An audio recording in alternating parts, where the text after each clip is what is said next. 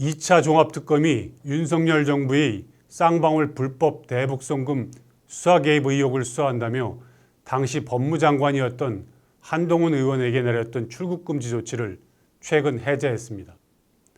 앞서 대북송금 사건을 수사했던 박상용 검사에 대한 출국금지도 풀었습니다.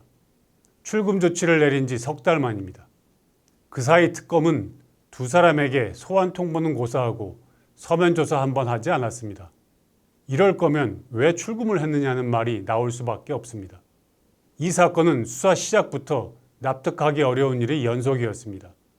2차 특검의 권영빈 특검보는 지난 4월 브리핑에서 느닷없이 윤석열 정부 대통령실이 수사 개입 정황을 확인했다며 국가 권력에 의한 초대형 국정농단 의심 사건이라고 했습니다. 수사 시작도 하기 전에 구체적인 근거도 제시하지 않은 채 사건 실체부터 규정한 것입니다. 수사기관이 해서는 안 되는 일입니다. 그래놓고 친여성향 시민단체가 한의원 등을 고발하자 곧바로 출금 조치를 취했습니다. 하지만 초대형 국정농단이라고 해놓고 이를 뒷받침할 수사는 거의 진행된 게 없었습니다. 무슨 수사를 한다는 얘기조차 들리지 않았습니다. 그러다 슬그머니 출금을 푼 것입니다. 무책임하게 수사권을 남용한 것입니다. 특검은 지난 4월 이 수사를 한다면서 검찰이 수사 중이던 대북송금 진술회유 의혹 사건도 검찰에서 넘겨받았습니다. 진술회유 의혹은 검찰이 이재명 대통령을 대북송금 사건에 엮으려고 이화영 전 경기도 부지사를 회유했다고 민주당과 이 전 부지사가 주장하는 사건입니다.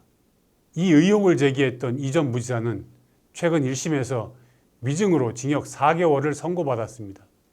의혹을 제기했던 민주당도 의혹을 파헤치겠다고 했던 특검도 갈 길을 잃은 셈입니다. 그럼에도 민주당은 이 의혹을 근거로 이 대통령 사건을 공소 취소해야 한다고 계속 주장하고 있습니다. 처음 이 수사를 시작했던 권영빈 특검보는 이화영 전 부지사의 과거 정치자금법 위반 사건 변호를 맡았던 사실이 뒤늦게 드러나 이 사건 수사에선 빠졌습니다. 이화영 씨 사건 변호인이었던 사람이 특검에 들어가 이 씨가 제기한 의혹을 수사한다는 것 자체가 말이 되지 않는 일이었습니다. 하지만 그가 수사에서 빠졌다고 이 모든 일을 덮을 수는 없습니다. 이 어처구니 없는 수사가 이루어진 과정의 진상을 언젠가는 밝혀야 합니다.